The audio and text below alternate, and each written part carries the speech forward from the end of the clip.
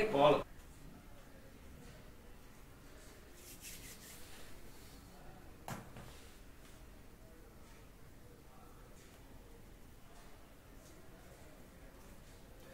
What is happening, guys? We are here at Gamerfest 2018.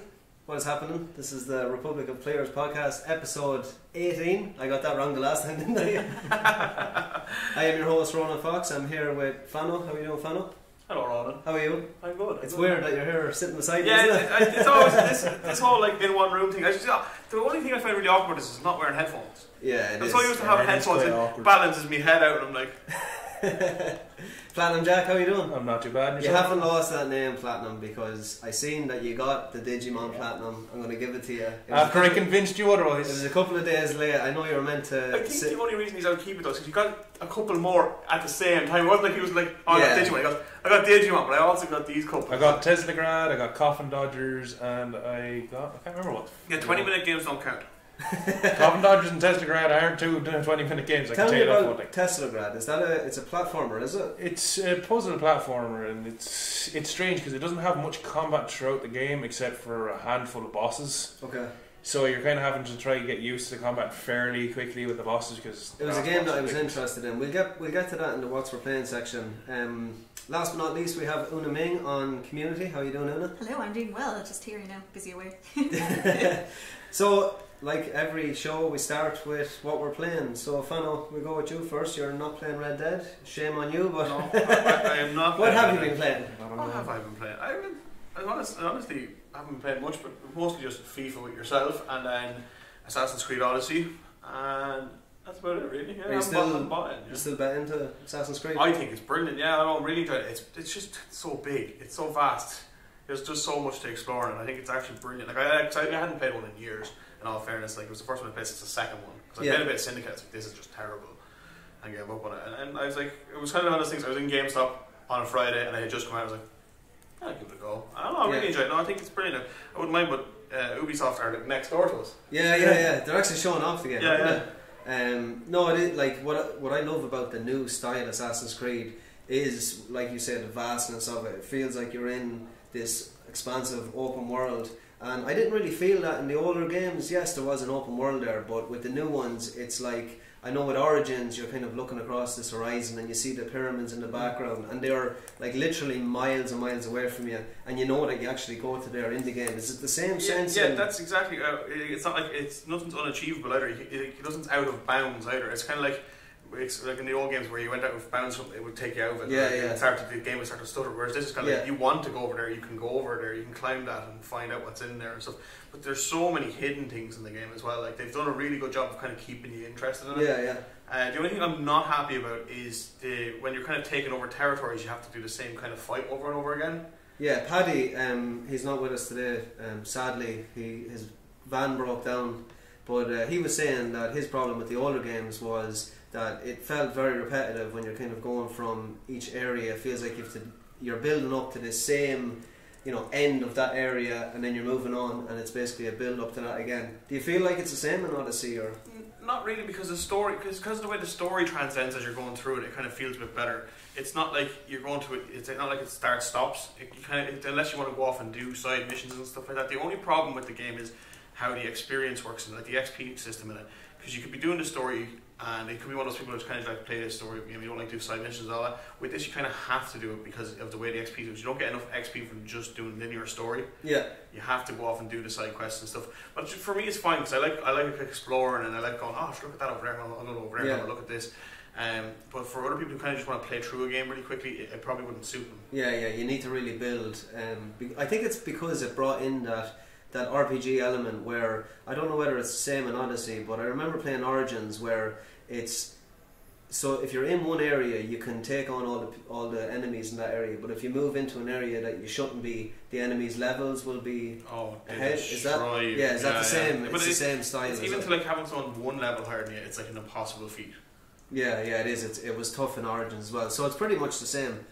Have you been playing anything else apart from lots and lots and lots of Football Manager? FIFA Football Manager. How are you doing in Football Manager?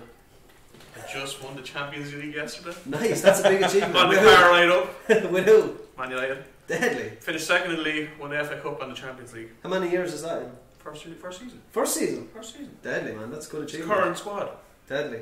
And you were talking about FIFA there. We're doing well with the old pro clubs. It's not too bad anyway. Yeah, well, we're getting relegation's inside at the moment. We're getting into the crunch leagues now. It's like what you have to say. What you have to say is we've come so far from the first opening games. We're all just running around like headless chicken. To now we're being towards the ball. Yeah, we're doing a little bit. I reckon that what we need to do is we need to maybe cut back on the amount of games we have each night, because I reckon the first 4 games we're all really on form. And then after those 4 games, it starts to drip, and your concentration starts to wane.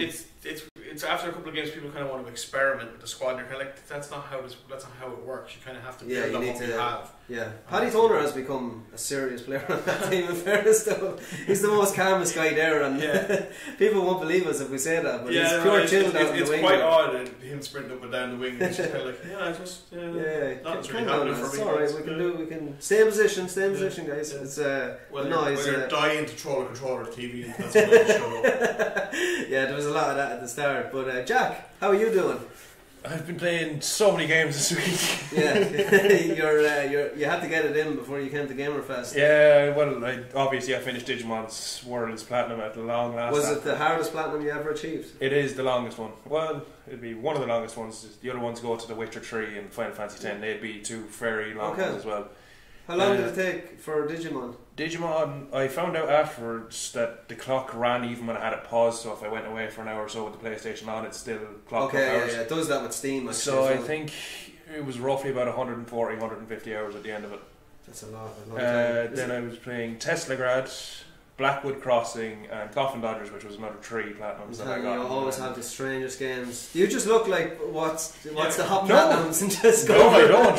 Easy platinums. Teslagrad was actually free on PS Plus. I think it was 3 years ago now.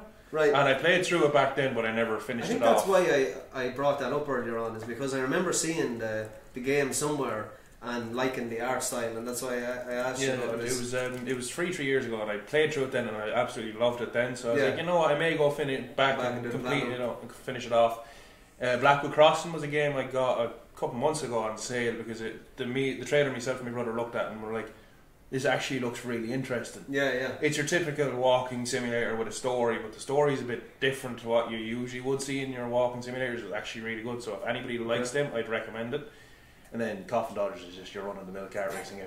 That's all I can say about it. It's just a run-of-the-mill car racing game. Dodgers. You're just basically old people on scooters.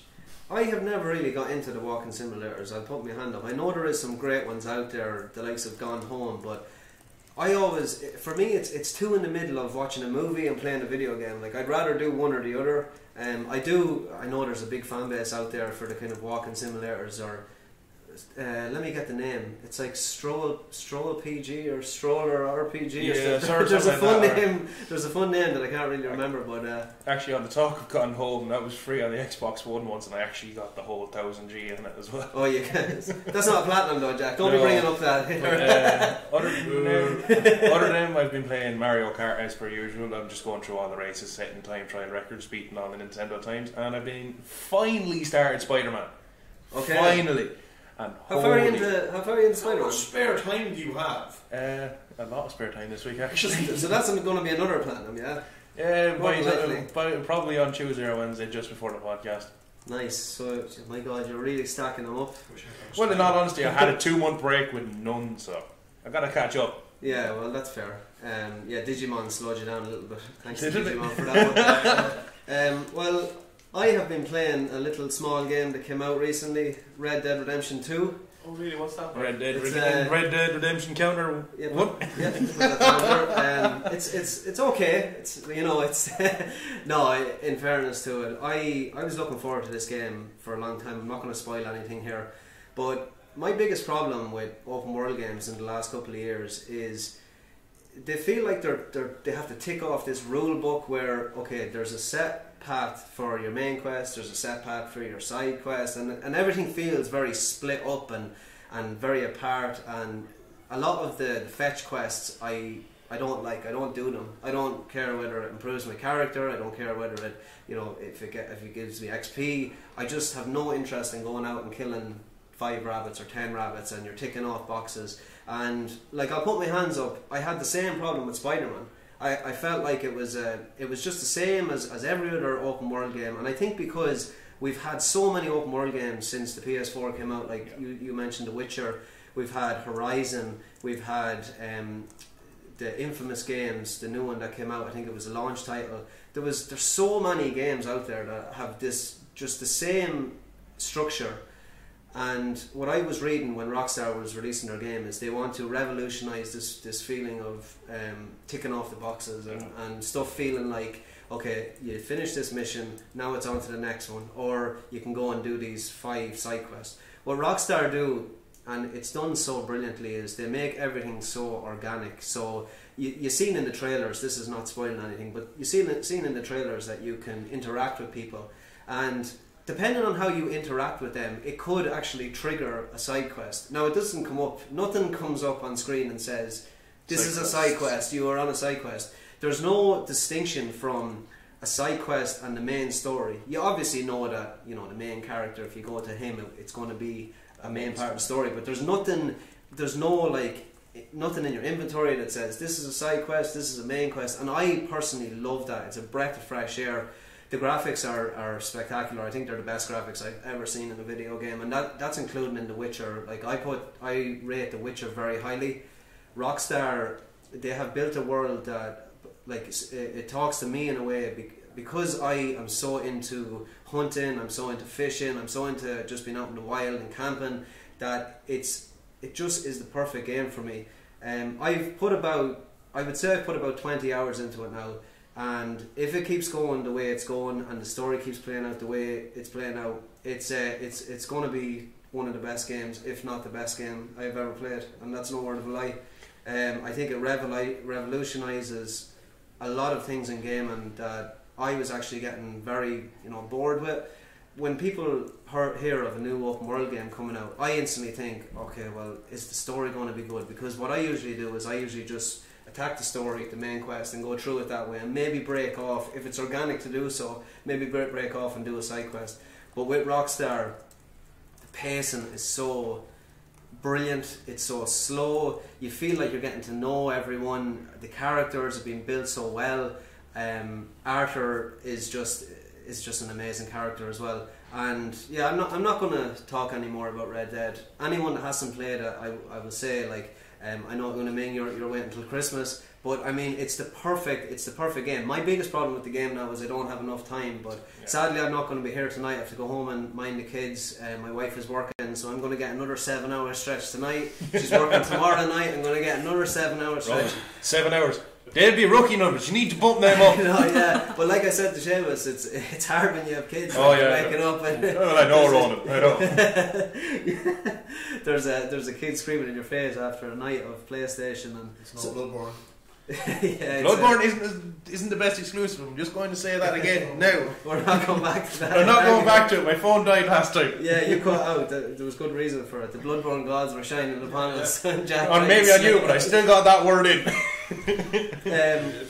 So this show is going to run a little bit differently. We're hoping we're going to get a few guests in, but we're just going to continue on a standard show. We're going to go through news, and if there's guests, we're going to let Ray do a bit of running in the background. Yeah. So you'll see people popping in and out and stuff. So just bear with us. It's going to be a little bit of a free fall. We're going to get people to come in, but I'm just going to go through a few news sections. The first one that came during the week, it's more to do with PlayStation, but the game Days Gone has been delayed until next year. I just want to get kind of a round table discussion on how people. In all fairness, I think it's actually a good move for them to actually delay it because of Red Dead Redemption and stuff like that. Like, there's these games that people are completely focused on now, and these games are hundreds of hours long. I think because it's another one of those games that you're going to have to like put a lot of time and effort into, and it's going to have that kind of same kind of open worldy feel and stuff. I think that it's a great move for them for sales, because they're not going to outmatch Red Dead. They're not going to match anything else that's coming out. Currently, I don't think if to have it at this Christmas run, it's not going to work for them. I don't think they'll get what they want from it. But at the same time, they're competing in a big market, pushing it back into next year. We've got some big games coming out to start next year. Yeah, I think so as well. January, for example. We'll put a break on Days Gone just for a second. We're going to introduce Modern Gamer onto. Is that right? Yeah, Modern Gamer onto the show. You're just going to tell us a little bit about yourself. So tell us what you're streaming on, when you started. Give us a little kind of background about yourself. I started in December 2017. Okay. Just simply streaming on YouTube. Yeah. And I met a channel before that with a friend, but it didn't really work out, so I decided to go solo. Yeah.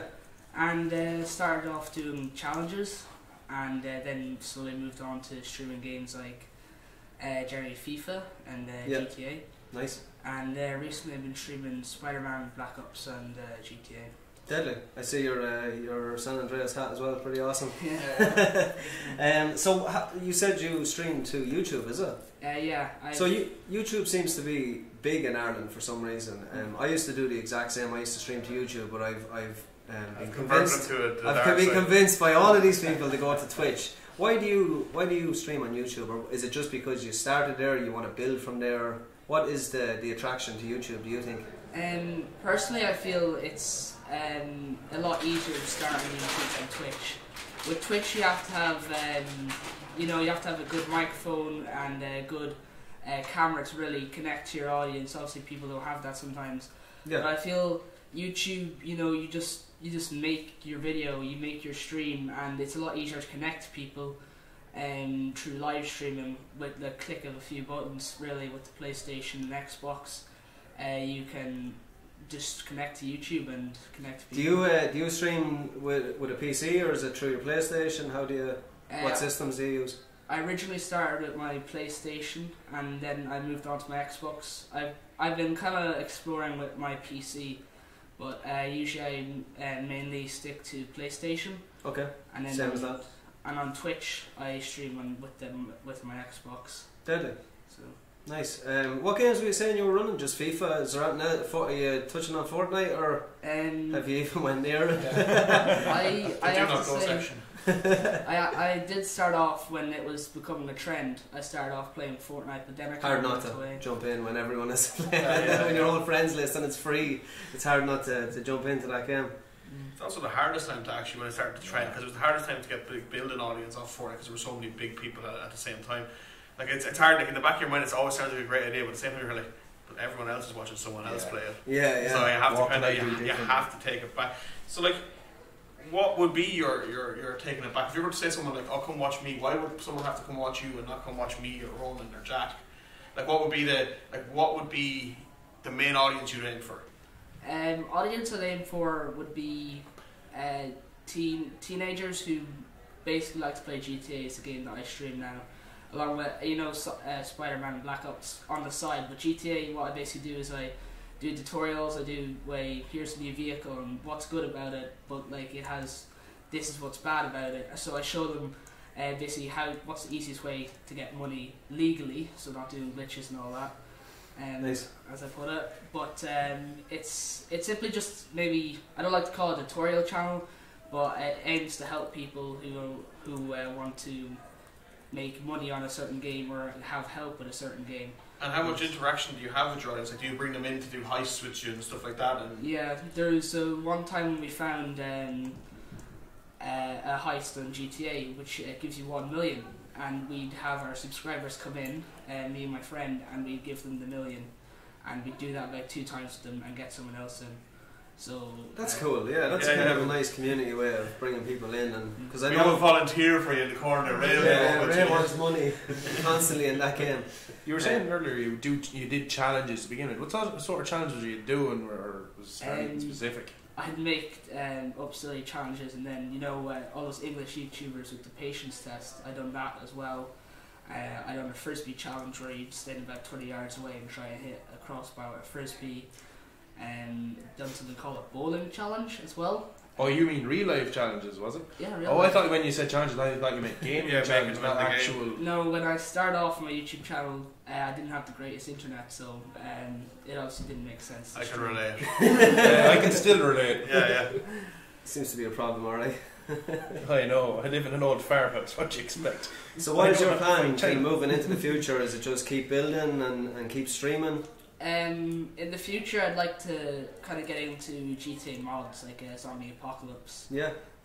My friends actually are creating an online mode for that, so I'd be hopefully, helping other people in that. But I'd really like to get into GTA mods and continue with GTA because it's a game that I like, and it's a game that I get new subscribers from, and I can really interact with people online with it. Brilliant. So are you looking forward to Red Dead Online? Oh, definitely.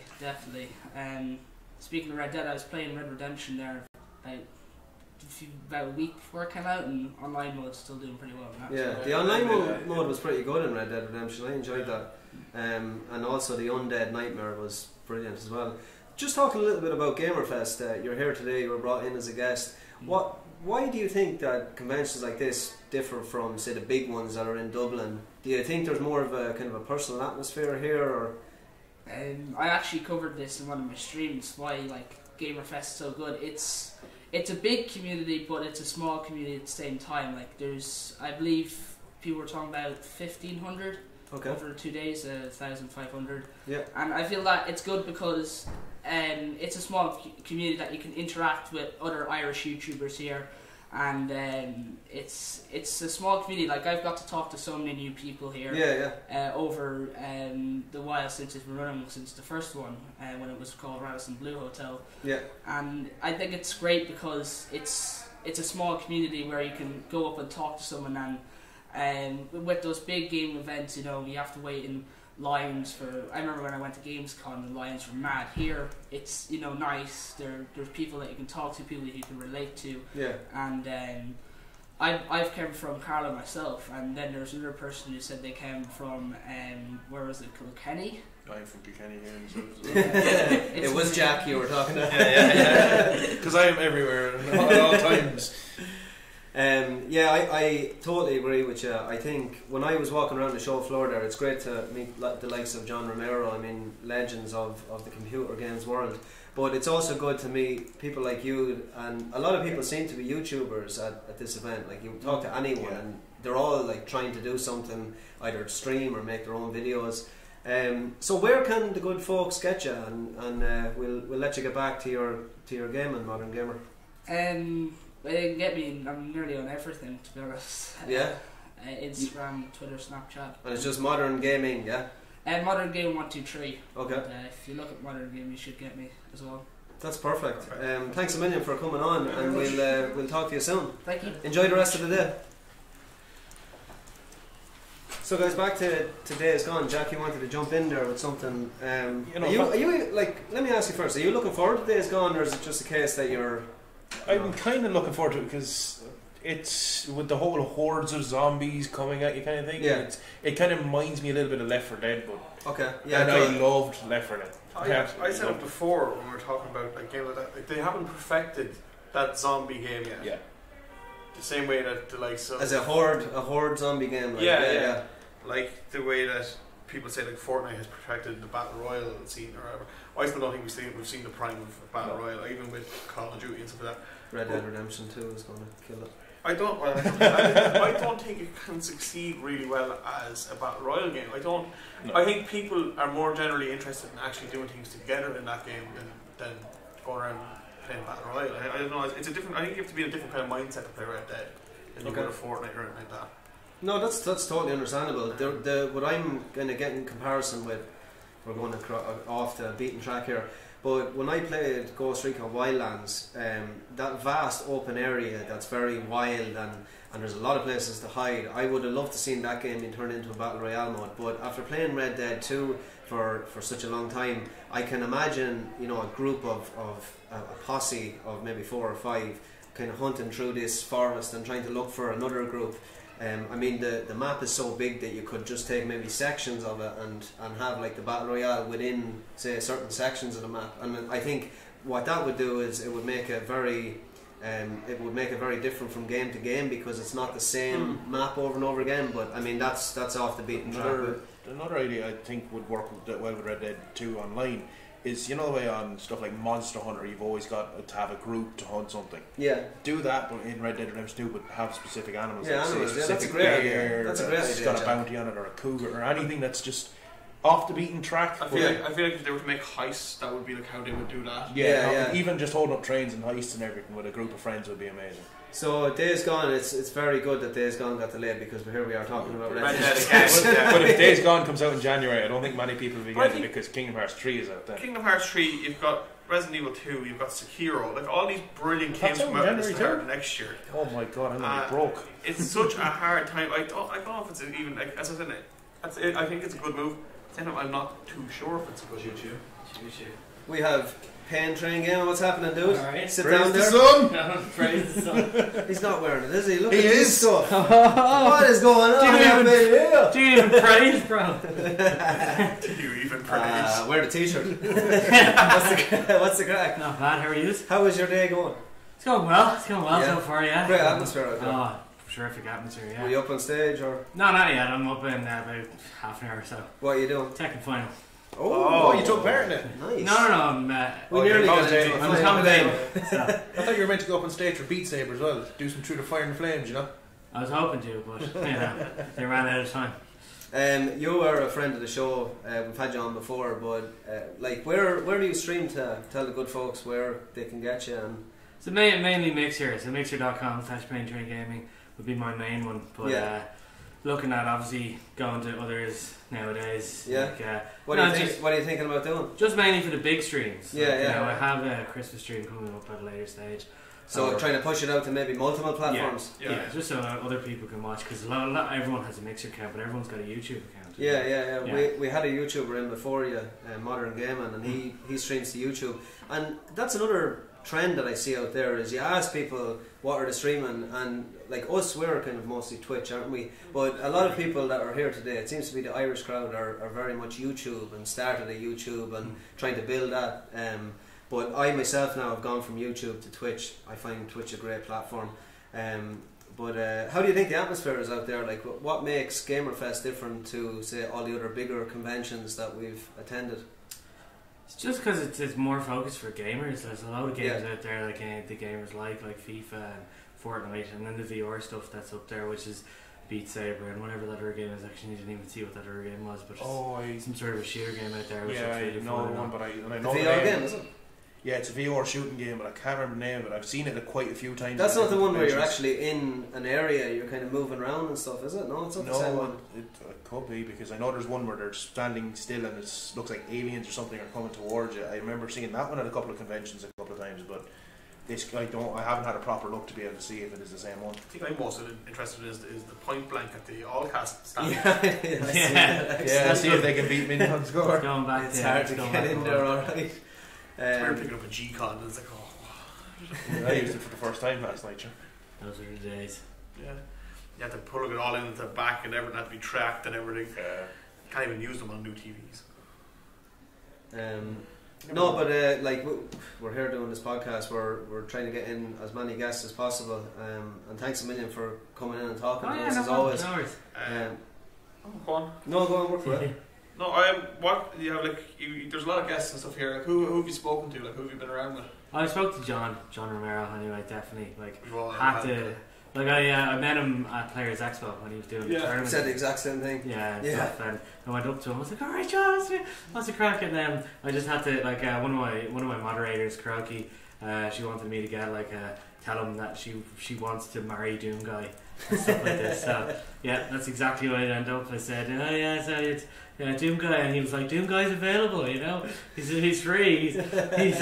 He'll meet you where he wants to." But so yeah, I talked to John. Obviously, talked to the AllCast, talked to Tink, Antit because she's here, and then just kind of floating around, really talking to whoever. There's a lot of there's so many people here. There's a lot of good people, yeah. Like just touch on the road and say what around, but like there's so many, even like a lot of kids and they're starting YouTube accounts and stuff like that. Like the actual scene in Ireland now is, you can see it when you come to places like this. Like it's people frowned upon all that kind of stuff. As we were growing up, our parents were like, "Why are you wasting your time for all that?" But now you've got like people who are encouraging their kids to come to these things and start your accounts and all that. Like, if anything, the scene is only going to get bigger and bigger in Ireland, and events like this are just going to get bigger and bigger, and like you're going to end up selling out the RDS and stuff for events. Like, but with that comes like a lot of responsibility. I'm actually going to go off topic a bit here. Work away, man. Because it's only about, like, remember we were talking about the shootings and stuff that happened in America. It's a really odd topic to bring up, but do you think events like here, like security and stuff, do you think it's sufficient here, like in Galway, for events like this?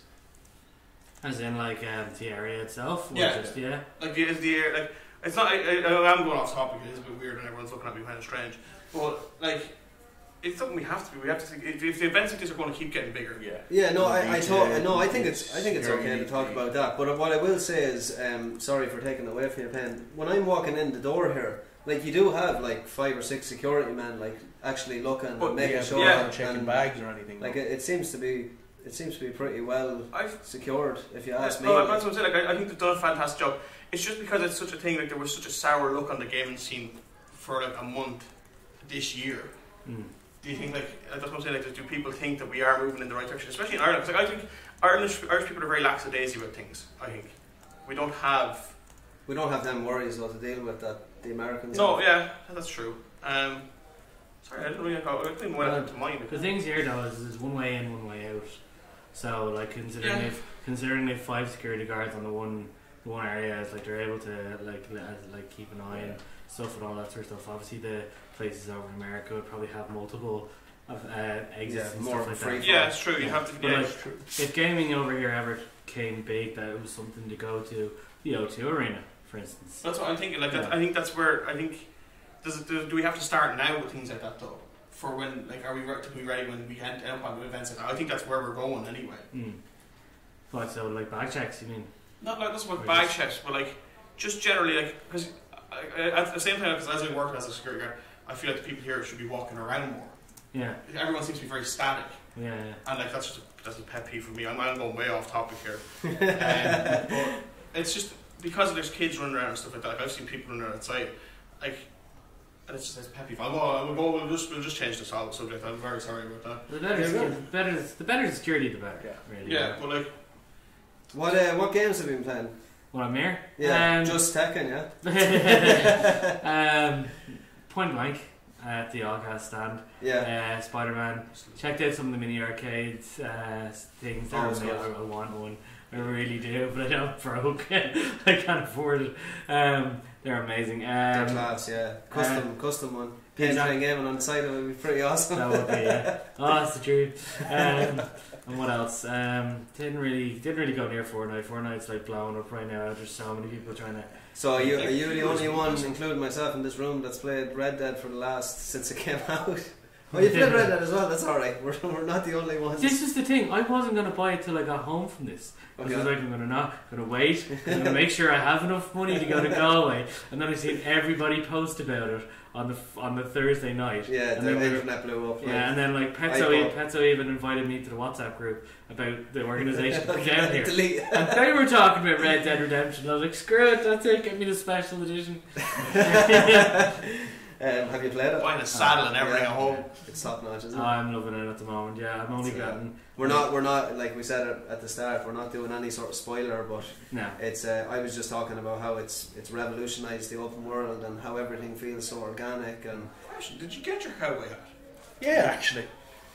No, and you're not the only one that said that as well. So I had a big. My wife did up a big cheese board. I don't know whether you've seen on the Republic of Players Facebook, but she did a big cheese board with a decanter with wine and very posh, like, and with Red Dead, because she was like, look, if you're going to be playing that, I'm going to make up a cheese board. We'll have something to eat. So I said, grand. And there was one comment under it, and it was from Una Ming, and it was like, where's your cowboy hat? And I spent all week going around Mullingar trying to figure out where I could get a cowboy hat. And one of my mates texts me and says, oh, you can get it in the charity shop. So I was like, grand, so I'll go down to the charity shop.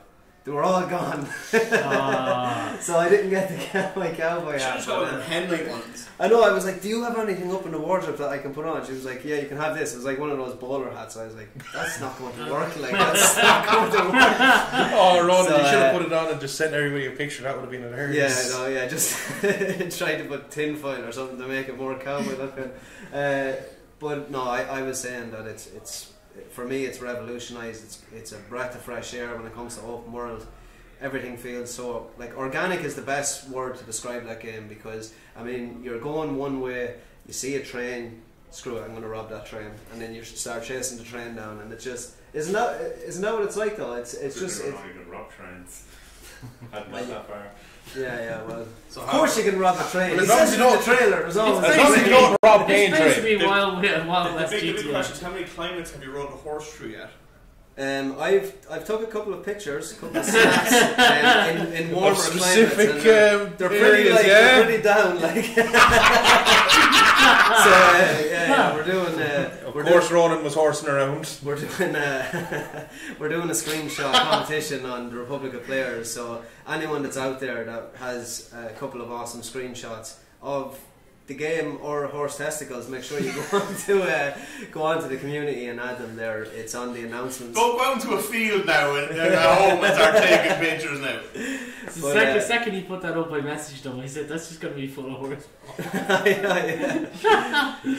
It's amazing, like that. The game is so known for that because before you'll know this one as well, Payne. When Scum came out, it was all about being able to take a crap. Like the game was great, and it's got so many different systems. But the whole game was based around being able to go to the toilet, like, and everyone was blown up. And I think that's the same humour. Maybe it's an Irish thing, but it's the same humour with the horse testicles, the dynamic horse testicles. We find it hilarious though, but I'd say other countries might probably just have it. Yeah, I think it was, believe it or not, I think it was IGN that broke that story. It was IGN or Polygon that broke that story. So I mean. If I don't know, I think it's mad. Like there's also a couple of other funny things that are happening. Some lad posted a guy doing a drawing in the snow, which was very very dirty, but it was it was very creative. Classic. Yeah, if you want, we've a couple of other guests to come on. If you want to tell the good people where they can find you, and we'll bring in the next guest. I just want to say thanks a million for coming on again. It's always a pleasure to have you on. Well, obviously it's Facebook is Pain Train Gaming, Mixer Pain Train Gaming, and Twitter Pain Train Gaming. Dropped the last G because it didn't get that far now apparently. And they'd be the main places really for now. Thanks a million. Yeah, no worries. Best of luck in the tournament as well. I have a message from M-Dog here in the chat for you. Oh, M-Dog. It just says, "I miss you." I miss you too. So good. Must the love. Alright, thanks, man. See ya. Get out of it. Well off top. Is there another guest straight away, Ray? Is there someone else coming in straight away, or we work away? Right. Is there someone coming in straight away? Yeah, AllCast. I'm going to grab them now. Perfect. So a real quick one on the news. The average Football Manager 2018 player has 285 hours clocked up. Rookies. Fano. Rookies, every one of them. You got to pump those numbers up. Yeah. 498. 498 hours. Wow. Tell the good people what you achieved in that game. Actually, the hardest thing I did in 2018 was I started with no club, like no badges or anything, and I actually toured the world. I had taken on like really terrible jobs to like teams under 30, like under 18 squads and stuff like that, and I brought my badges and worked my way up. It's just a journeyman thing. Like I started in at some Costa Rican teams under 18s manager. So you're really pushing that CV, like getting. I toured everywhere. I had seen it all by the time we finished that game, and I won the Champions League. You play until you get the Champions League final, and you either win or lose, and then you give up on it. So that's how it worked. And I won the Champions League final with Dresden after taking it from the second tier. Dresden, it sounds like a Dark Souls boss. Taking it from the second league of German football, and I won the Champions League with them, but I didn't win the league. I never won a top tier title with a team. Yeah. But it's something that I watched a couple of YouTubers and stuff, and I was like, I got bored of kind of just picking the teams I wanted to play as. Yeah. And do something different. Yeah, it was interesting. What I like about Football Manager, my friend John Hart puts a lot of hours. I'd like to get his clocked hours as well. Is it feels like a very good game that's passive. It can be, your laptop is sitting there. You can leave it there, play a game or two, go off into town, do what you need to do, come back, maybe do a transfer. Do you play it like that, or when you play, are you stuck into the system? I'm not I've heard some really die-hard stories about Football Manager where people if they got a sideline man, they'll press play and they'll leave the room. And they'll come back in. I've heard something. I'm not like that. this is genuine. You can look this stuff up. It's hilarious. I know there's like mountains of forums with guys that are like. Actually, it's just after reminding me of something. Somebody got a real job from Football Manager, didn't they? There's a couple of people, that got hired for real clubs and stuff like that. That's really impressive. I may hate to be journeyman. I started at this under-18s team. I won the Champions League with these boys. Like it's the night job, Marino. You can imagine some guy with a CV going in like with no prior experience. Antit, nkerbell. Hello. What's happening? Hello. Take a seat. Which one? This one? Whichever one you want. Yes, I'll sit here, sure. How are you keeping? I'm good. Just like have like a moment with John Romero, and I'm just kind of like. Fangirl. I so fangirled, it wasn't even funny. I'm actually playing bars. His wife was looking at you going, hey, calm down. Listen, if he's looking for a younger model, I can just, we'll figure it out. Like, we'll figure it out. Little bit of a surprise. We'll figure it out. I don't mind. He's a good man. He's talented. What's happening? Talk about gaming. Do you know what we'll do? We'll give you a second just to compose yourself. I need to take a breath. I'm trying to build up the confidence to go over to him. Like, even just talking, I talked to him for the thousands of people, and this man's like, I hear him. I'm like, oh God. We're hoping to get him in here for a chat, so if you want to stick around, you might be sitting beside him and you can just look at him. Can I do that? I just want to be in his presence with his wife either. We'll just see you just turn and go. She's a lovely lady too. I'm quite jealous. Brenda, isn't it? Yeah, she's great. Fair play to her. She's a hard worker as well. But talking about you on the show here, tell the good folks where you are streaming, what you're doing with yourself. What I'm doing and all that jazz. Well, obviously I'm from Dublin, if the accent doesn't give it away. Sorry. It's not that strong. It's not that strong. But no, I'm sitting on Mixer for the last 2 years. I actually came from Twitch, funny enough. And when I started on Twitch, it was the case that my husband, my ex-husband now at this stage, don't worry, it's mutual. There's no bad blood. There you go. But no, it was his idea to get me to start streaming, and I was like who watches people play games on the internet? Stupid. Like, I'm a gamer anyway. I go back to when I was 5. I started off obviously in Nintendo and built up hatred within my family from there. Usually happens. Usually happens. Yeah. Oh God. 90s Mario Kart. That's where you really cut everyone off. That's a different story for a different podcast, I guess. But I started off on Twitch.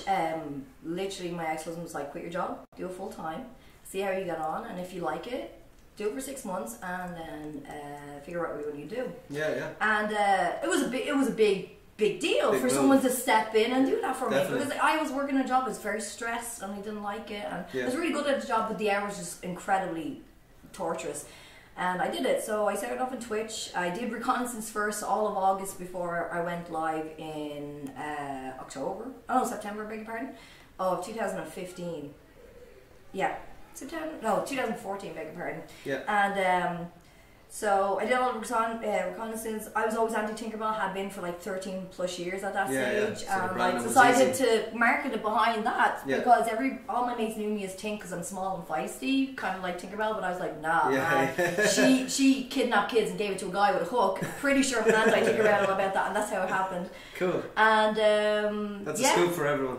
It's an Easter egg in my history. And nice. So what happened was we did reconnaissance. I went officially live September. I set up all my social medias. I did as much as I could learn before I had to go live. I started off with a 50-inch TV, an Elgato Pebble looking thing, and to a gaming laptop, and that's how I started on Twitch. And for the first 3 months I got 5,000 followers. Wow. It was crazy. I was doing events down for Player One Gaming, who was the first guys to ever affiliate with me. Shout out to those guys. Shout out to the lads. Shane Dunn. They're great. And I still stick with them to this day. I love the lads. I support them to the bitter end, and they're doing really well. They opened up another shop as well. Mullingar, my hometown. That's right. So I did that and reached up to the 6 months, and I was sitting at, I think it was within 6 months, I was up nearly 10,000 plus followers, and I was a Black Ops player. I did in terms of reconnaissance of what I was doing, I looked on the aspect of, and a lot of people are going, of course, well, I'm a female, I'm a Call of Duty player, I have to say, and I'm not tooting my own horn, probably am, I'm really good at Black Ops. I was grinding it, I was doing the ranking and everything like that, so I knew where I could build up my rep. Did that for 2 years with the TwitchCon. I got onto I was in newspapers. I was on a show and everything like that. Tried to get my Twitch partnership, and it was just no. And on the 5th time, I was like, you know what, I'm going to quit. I literally was like, I'm done. Yeah. And so I had my friend who passed away a couple of weeks ago, Cranky Canuck. Sorry to hear about that, actually. Yeah. Absolutely, he was a legend. There's like the man was a legend. If you have any time, check out his stuff on YouTube. Yeah, I actually did check out his stuff. He's awesome. He is awesome. I'm not going to say was because he's just going to echo on. He's just a god to me.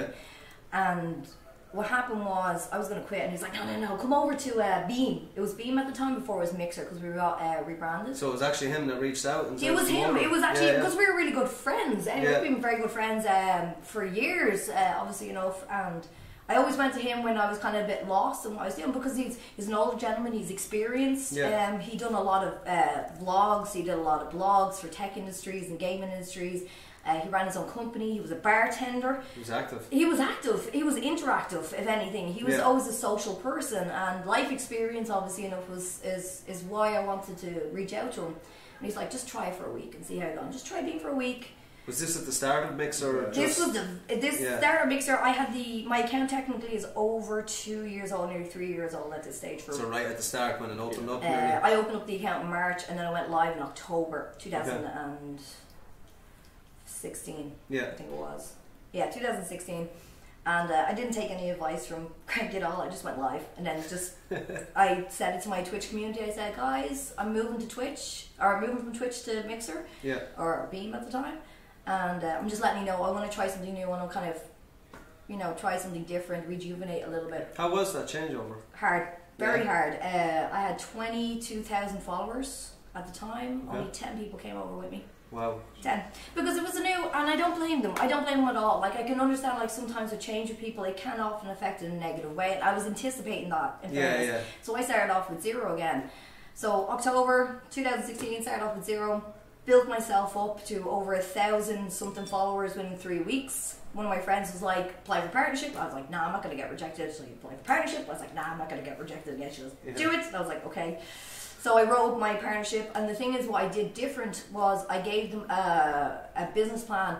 I had a roadmap of what I was going to be in 6 years, and I was putting goals up. Yeah, they want to see that. Ideal goals. Not saying like I may not reach it. It will be a challenge if I don't reach it, but that's fine. I'll eventually get there in the end, or I'll have a workaround for it, because I was trying to think more business than to be the next Ninja or the next PewDiePie or anything like that. I was trying to be market focused on how do I get the most of what I can do out of the industry. So I did that with Mixer. Applied for the partnership, waited 3 weeks because the onboarding for partnership, our manager, Graphonics, was moving house. She was moving from one place in Seattle where Mixer is now, and I was going on holidays to see my daughter in Sweden, and we took a break for like 6 weeks, and I got my partnership from Beam for Christmas. They gave it to me for Christmas. Deadly. Yeah, and it was Cranky. It was Cranky that called me and he said, "We need you to go live. I need you to answer your phone." And they said, "Mixer wants to drop the button. Do you want to drop the button?" I was like, "Are you serious?" It's like, "Yeah, we'll send someone in." And I was like, "Okay." So there's staff and founders and stuff. Like, do you know what we can do for you for Christmas? And I was like, it's like, if you refresh your page, and the first person to sub to me was Cranky. And just all the subs came in. I was partnered. The real work began then. When that must have been surreal. I was in tears. My husband had to give me whiskey. I don't even drink whiskey. Was that gift that you saved? You kind of going back? Was that? No, that's from my first chicken dinner in PUBG. It was hilarious, right? Okay. So it's just that can't win. I think it's too dangerous for me to push back. But what happened was I was sitting there and I was sitting with Nozzlebox, who's a partner streamer as well. And he's like, "It's alright, babe, don't worry about it, just breathe." I'm like, "Alright, got this," right? Shaking. And I'm like, shit, and that's the thing, I don't understand. Even when I played the game today, I'm like, "Oh my god, I could actually win this, oh my god." Yeah, it is. PUBG over any other game does that, like, it just really I don't get the sensation of Call of Duty. That's the weird thing. It doesn't. It seemed, because I was with Call of Duty for 10 plus years, so I was always doing the normal grind and the normal rinse and repeat. And I was expecting that with Black Ops, so when I died, I was like, oh, okay, I was start all over again. But that gift is actually from my first chicken dinner, and it was funny because I screamed so hard that everyone was like, "Rip headphones." Naza gave out to me for screaming, and then my ex-husband was sitting upstairs, and he heard me go, "Ah," and he was playing a game, and everyone was like, "What the hell is that?" "Yeah, my wife just got a chicken dinner, it's fine." I was like, Deadly. And I think that's the reason why the guys in Plantronics give me wireless headphones. They're like, no, we're going to give you wireless headphones. So I'm like, okay. So have you gone on to the new Call of Duty? Is that what you're jamming now, yeah? I'm jamming that this week. It's my mate's birthday, so we're having a birthday stream for him. Okay. And it's Halloween, so we're getting dressed up as well. And I'm Nice. not going to tell anyone what I'm dressing up as, but it's going to be hilarious. I have 2 changes. I'm definitely going to be Poison Ivy for the night because my best friend's doing a Batman theme, and I said that's fine. Yeah. But for his birthday, I'm going to do something a little bit different for the laugh. Deadly. Yeah, so, I mean, if you want to tell the good folks where they can get you. You can get me on mixer.com/Antit. Are you going up on stage now, or? No, I've nothing. You've nothing to, you can jam with us if you want. John Romero's going to be coming in. Oh, John! Look at this, look at this! Look at that! It's on. But actually, Why would you do this to me, lad? He's going to be sitting here. Yeah. Can I Maybe. stroke his leg? Which one?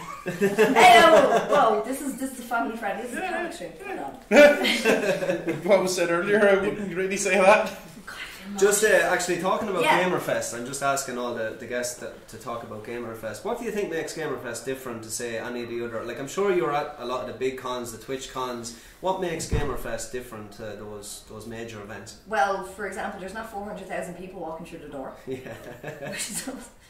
Which deodorant is obviously number 1. It makes it different. I think it's more communal based because at the end of the day, well, I see is in Ireland we have started to now grow into the world of gaming. And when I grew up, my mum and dad were always coming out saying you have to go outside, and I see it all the time that education through gaming is very evolved now. It's not just stupid stuff. Yeah. Motor skills, especially with your eyes and your hands motion as well. Ubisoft did the thing with Origins where they did the tour of Egypt. I thought that was really good. I thought that was very good. Yeah. I seen that as well. I'm hoping that they do more of that so kids can actually say, okay, I want And to get take a tour. educated. Yeah, exactly. Yeah, well, I learned most of my history from like a lot of games. Yeah. You know, as Assassin's shameful as it sounds, yeah. But it's, I think it's in Ireland, especially in Ireland, we are starting to grow and evolve into gaming, and the more we get people okay with the idea of gaming and the benefits of gaming, the more likely it's going to grow a bit more popular. Like a couple of years ago, where me and actually the AllCast Irish Gamers, we went down to Kerry for Insomnia. Came down to Kerry 2016, I think it was, and we were the first people there. Now we checked in as well, we were special guests, but we made a presence because we wanted to be part of this industry. We wanted to be able to keep this coming year in and year out, over and over and over. So when Stuart reached out to me and said, like, we're going to be doing Gamerfest, would you be interested? And I said, yeah, I support you to the ground, no problem. You've been here every year. I've been here every single one, and I will continue to be going to every single one. And you can see it grow each year. And like, I remember when last year it was smaller than this. It was half the room. Yeah, half the room. There wasn't mad queues or anything like that. But the more, But even to like went down in Limerick at the start of the year. Limerick was fantastic as well. I was not expecting that. I to be honest with you, I was like, okay, well, it's going to be kind of touch and feel in Limerick because most of the events are usually in Dublin now. But I know the lads like Graham and Theo are now doing the Dublin Festival as well, and we had the Dublin Game Summit, which I was at for the industry side. It shows there is people there who are just willing to invest in it and willing to help it grow, and I have no problem supporting that at the end of the day. But it's community. It's all about community. Same thing as being an influencer, YouTuber, podcaster, whichever. It's all about the community to help support each other, because as long as you have that passion in what you're passionate about, be it gaming, art, running, I don't know, like if you have like a pal that's into that and they have pals, and you know, 2 and 2 and 2, it really does make a huge difference. Just to talk about the kind of communal sense around this weekend, what would you tell, say, people starting off as a YouTuber, as a Twitch streamer? How do you basically make yourself unique and make yourself actually have some sort of chance of making a living out of this? What would your one bit of advice be? I'm not going to lie, it's a saturated platform. It is, and I think what you need to do is start embracing the fact that you will fail. You will fall, and you will have doubts, and you will have a roller coaster, because you're going to have highs and you're going to have lows. Just don't set your expectations too high. But if you're going to set yourself out to be more unique, look at what you can do and offer to the platform. There's a lot of people, content creators, that do a lot of crazy stuff. I started off we used to have a chill zone. We have a hype zone on Mixer, which is all the best features of all the games. So like top 10 players surviving in Fortnite and PUBG, and now Call of Duty, and you have your R6 as well, and you have all these things, and we looked into a creative side for a chill thing, but Mixer did it for a laugh, April Fools, which didn't go down well with creatives, may I add. But it was always a question, and it was always a debate that they wanted to have this. The creators wanted to have it, but everybody just sat there and moaned about it, but no one did anything. And I said, you know what, if you really want it, and I sat down for like 3 months thinking about it, it's like, I'll do it. I'll create the channel, I'll build up the staff, all partner streamers, I'll build up the team, I'll build up a network. And Frankie Canuck was part of that as well. He gave me the guidance to say, this is a network channel, this is not a team. Yeah. And to keep it like that and keep it business focused. So like you said, uniqueness. We have people who obviously dance, we have people who do art, obviously enough, we have people who do creating music, graphics, devs, we have people who create bots that obviously help the community. And the thing is that the more we get people to be noticed, that kind of helps us get them to stand out. The more helps everyone. It helps everyone. And I think that's what I feel that's lacking in the industry when it's saturated. This Mixer seems to be very much pushed on helping the community and helping, huge deal. Like explain that how actually Mixer, the community bonds together in a way that some of the other platforms don't. Exactly. I think there's a lot of, I don't know if everyone agrees, but from my perspective, it would be a case of we all started in one experience or the another. We have a very special guest. John, what's happening? John Romero. Hello. How are you keeping, sir? How's it going? Welcome to the show. How are you? I have to say your pants are fantastic. Guess how much it costs? Just do that. Guess how much? €20. Yeah. Seriously? Pretty good. John. So direct from China. Really? Yeah. Did you get on Wish or something like that?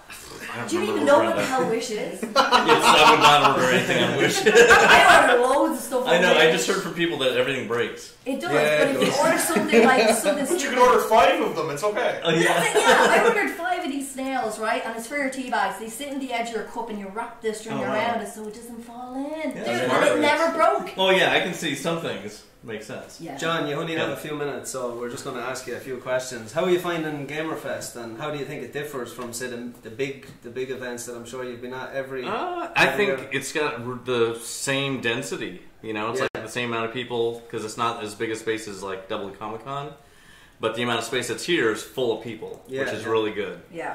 And I don't know how many more people could come into Galway to come to one of these. Yeah. But this seems like a really good size. You seem to be very active in Ireland the last couple of years. How do you find the gaming scene in Ireland as it kind of evolved? It's great. The last couple of years? It's great because like we didn't come here thinking that there was a big like gamer scene. Like there was Comic Cons and player expos and the Gamerfest and stuff like that. We were here for game development, and there's a lot less people here to do that. But there's like in Galway, there's like 10 game companies. Yeah, and EA are here, aren't they? Well, EA's got 400 people at the Yeah. end of town. They have careers. There you go. Yep. Yeah. And so they got EA, but we got a lot of other little developers all in town. And tell us exactly what are you part of one of the colleges? Are you doing your own thing, or? So we have a game development company right down the street, 5-minute walk from here. It's basically city center. Okay. And what's it's called Romero Games. Perfect. It's right on the building. Perfect. If you know where what is it? The pizza place, Dobro's Pizza. Yeah, we're it's actually right on Middle Street. So if you're looking at the doorway of Dobro's, just turn your head 90 degrees to the right, and there's our whole building. You'll see the name on it and everything. Go in there and we'll be VIP for the day. Knock at the door. Oh yeah. For a cup of tea Ding or something. dong. Hi, John. I'm just here for tea. Yeah. You come in and Just casually walk in and sit down while everyone's looking at you. It's like, so you're kind of full time in there, or is oh it, yeah, totally. Yeah, that's our company. We have a whole team of people working on games, and we're making 3 games right now. And it's can you tell us what busy. they are? no. All secret. But if you need a tester, We have John, 2 full-time testers all day long. They John, just sit there look at me, testing. John. We advertise for testers, and we already got people applying and hired somebody. So if I slip in my name there, you're like, oh, I know her. It's cool. I slip in mine too. We would have hired you if we didn't just hire some other woman. See that? Instead, I know it's just last week. What about if we do it One for day free? I'll be It's like, there. boom, here's the ad. Boom, it's over. One day I'll be there. One day. And Gotta watch the ads. originally, you came to Ireland just to create this company. What attracted you to Ireland, knowing that it was the gaming industry wasn't? People like you guys. The people. Yeah. The people are amazing in Ireland. The country is unbelievable. How long are you living here? 3 years so far. And you're going to stay here for another couple of hopefully. We're not going. Well, we don't have anything in the U.S. I sold everything. Okay. Wow. There's nothing there except my mom. Like, that's it. You just She'll move here. Really? Right? Yeah, she'll be moving here at some point. You know, awesome. my brother's there. That's like really my whole family is still back there. But you know, I've moved all over the world. I've lived in so many places, so I'm not always next to family. I'm always not near family. This is your home away from home, is what you're saying? This is the new home, yeah. Yeah. This is our new home. I mean, we bought a house here. We have a house, we have a car. In Galway? Yeah. Galway's beautiful. Yeah. I lived here for 2 years. I'm from Midlands, and Galway is the perfect spot that you want to go. It's nice, yeah. We noticed, you know, like Galway is a vacation spot in Ireland. Yeah. And for us, it's Kerry. Yeah. Everyone comes in here, and then we go to Kerry. Waterville's the nicest place I've ever been Where to. is it? Which Kerry. place? Waterville.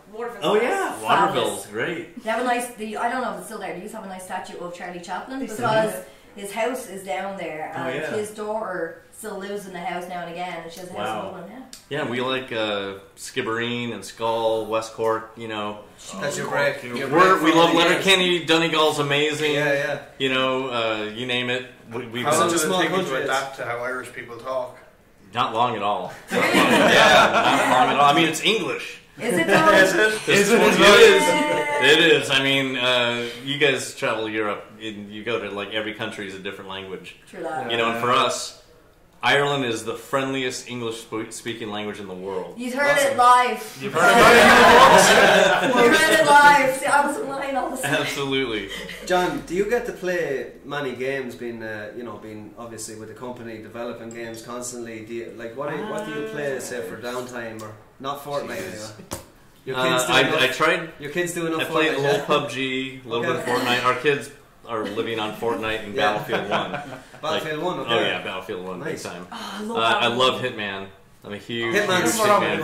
I can't wait for 2. I can't Do you either. not think Mignon, the guy in the red suit, looks like a mini version of Hitman? Oh really? I'm tempted to take out my eyeliner and just fill in the gaps. He cosplays. Yeah, he does. Put the lines on the back of his He's head. very proud. He has it as his Facebook profile and everything. Yeah. So, yeah. That's pretty fun. That's pretty. Yeah, it's Agent 47's great. Yeah. Yeah, he's amazing. That development of that game has gone through an absolute whirlwind. I've played him since the very beginning. You know, Observation. Hitman 2 was my favorite for a really long time two until amazing. this one in 2016 when it came out. A lot of people have said the same. That the Oh new my is just absolutely god, phenomenal. it's unbelievable. They've added in some new stuff with the second Hitman. You've got a ghost mode now where you can play against someone in the exact same. Yes. And it Which is looks what they do amazing. in racing games. Yeah, you know, like when you're yeah. ghosting against someone who's maybe faster than you, you're trying to beat it. Try I love it because Oh, I do that a lot when I'm playing Hitman. Yeah. Because when you start getting more advanced in the challenge modes, they have times on them. Okay. Do this.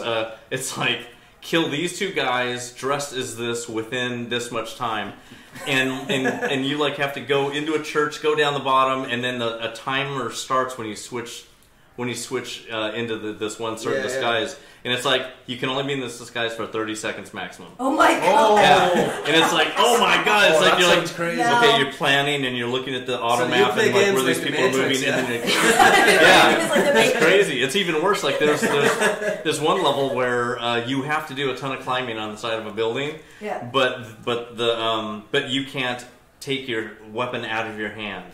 Okay. And you can't climb without your weapon out of your hand, right? So what's you have the to solution? climb. You can't climb. You have to figure out how to go which stairways will get you up to the places where you need to go, but you can't do any climbing in it. Oh, That is It's nuts. insane. I would just drop it. I'm like, nah, I'm done. I can't think that was Challenge modes are awesome. Is there any unfound Doom secrets, or is Well, someone just found the last one. That's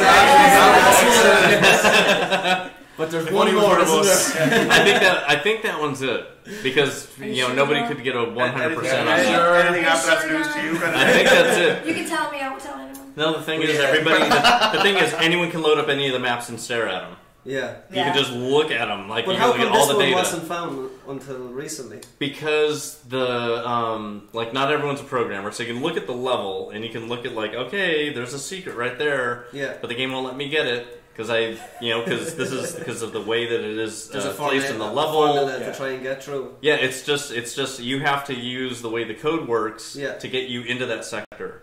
Okay. And the only way to do that is to let a monster hit you without you moving yourself. A monster has to hit you into it push you through to push you over at the certain height, so you're not below it, but you're at the. It's crazy. Who thought of that, John? I guess the Zero Master, right? The guy. Well, I mean, I made the level and I put that in there, but the guy who solved it did a great job. That's wow. So being in the gaming industry, so what would be your favorite platform of all like the consoles and it just PC. Always. Master Race, yeah, PC. It's all about the mouse and keyboard. There's no discrimination in here, John. Yeah. You were saying Hitman 2 was one of your favorites of all time. No, Hitman 2, original Hitman 2, yeah, not the new. If you were to pick any game that you've played over the years, what would be your favorite game of all time? So hard, Minecraft or WoW. I played WoW for 5 straight years, minimum of 6 hours a day. Whoa. On the weekends it was 12.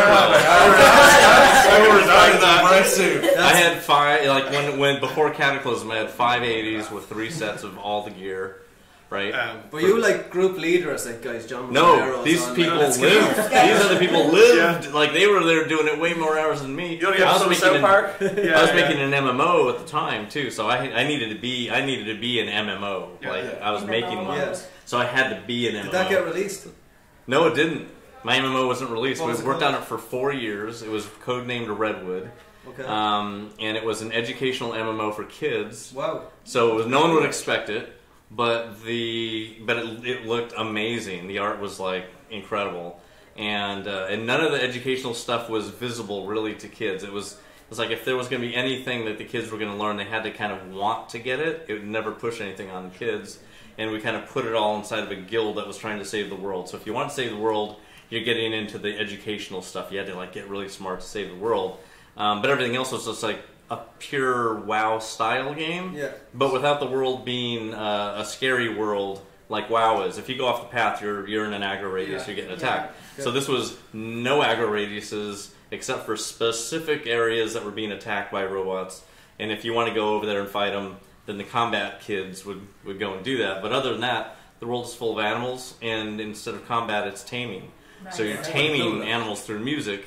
And it's like combat. It's like inverted combat, kind of. Yeah. Can this game come out soon, please? I know. It's so amazing. It's really cool. I got videos and stuff of it. It was really awesome. But it was almost 10 years ago when I stopped working on it. 10? Wow. When I stopped working on it. That's scary, man. So, like, you said you spent 4 years developing it. 4 years making it, when does it come to a point where it's like, this isn't going to work? We had to do an assessment of the engine because there was issues while we were developing. At this point, 4 years later, the world is getting really big, and then we start seeing errors between what we're putting in. Hello. Errors between what we're putting in the editor and what we're seeing in the world, and things aren't meshing. Okay. So we brought a technical director in who spent 2 months tearing the engine apart to find out what was the issue and if the game was going to be performant. Like did it have a good rendering pipeline? Was it going to be performant on low min-spec machines? Yeah. All that kind of stuff. And he came back, after two months. He was there. But after 2 months, he was just like, this is like a horribly architected client. Wow. Horribly architected. And it was for kids who do not have the best machines. Because they have their dad's machine or whatever, right? Basically. So they get their parents' machine. It's not that good. It needs to run well on that machine. There's no way that this architecture could perform. If you now, machines have gotten better. Oh yeah, but that was a long time ago when we were going to release it. So anyway, it was at a point where we were so far in that we had 100 people every day in the office working on it. 100 people are working on this game. Wow. And you can't say, okay, hey everyone, just chill out while we spend a year rewriting the client and the tools to all work together, right? Okay. Or, hey, hang out. We're going to take the whole engine and port it to a different engine. We're going to take the whole game, port it to a different engine, which means a whole different design because the engine we were using was a streaming World of Warcraft style engine where you just keep on running, no loads. Okay. There's no other engine that can do that, so you have to change it over to Unreal or Unity or something that does have loads and it has levels, and you have to break the whole world into levels now, and it's like a huge design revamp. Wow.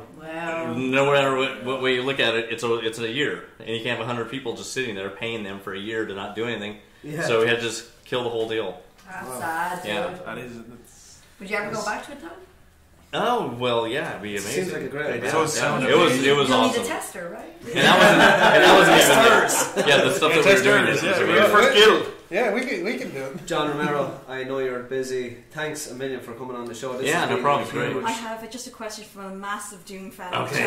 Yeah. I'm ready. Yeah, right. Here it comes. Like generally, this guy Navanos, whenever you click onto his streams, he's always streaming Doom. And he just has a question for you. That's right. Have you done any actual Doom speedruns yourself? Oh man, I love it. Love speedruns. Yeah, and that kind of started with Wolfenstein when I started putting part-times in the levels. Mm-hmm. When I started putting part-times, I noticed like no one else was going that fast. Yeah. So I have to actually add time to the part-times to make it seem like you could maybe make it. So like in Doom 2 as an example, getting through level 1 of Doom 2, the part-time I think might be 1 minute 30 seconds or something, and I can do it in 6 seconds. Start the level, flip the switch, it's 6 seconds. Yeah. Wow! Yeah. So that's It's a great just like question, that's a speed run, right? Looks That's like a I know what I'm speed getting run. into speed running next. And if I say that now on the podcast, someone will get 5 seconds. Right? It's hard. It's you basically are just avoiding everything as fast as you can to get to the switch, open the door, flip the switch. It's totally different than a completist run, which is 100% kills, 100% secrets. Yeah. You know, and then get to the end. Like there are so many different kinds. These speed runs were invented really, I think, in 1994, and there was a site called Doom Honorific Titles, and you get titles for every kind of way that you can play Doom. Just Tyson title for just punching everything in the game. There's a Schwarzenegger title. There's all kinds of titles for all different ways that you can get through the game. And this is from 1994, and people are now, because of the secret that was just revealed, invalidating a bunch of titles because now you can get through that way. Yeah. Right. So it's pretty crazy. So I speedrun all the time. I'm going to set the par times. I bet someone's already broken it. But people are still. Right now, 5 seconds. I just go home. But people are so good that I can't replicate their speedruns. Even watching their demos, there's no way because it's insane. Yeah. So, like, I put the 2 more levels out 2 years ago. Put E1M8B and E1M4B out. Just made these levels, and people were doing speedruns on it. And I was watching one guy. I couldn't believe what he did. It was insane. He just like runs to an invulnerability immediately at the beginning of the level, and then he just ran across by strafe running sideways. He just got basically to flip the switch and get to the end. It was crazy, and I was trying to break it when I was making it. You'll never know, you know. And in fact, in 1997, the beginning of 1997, when I had Iron Storm started.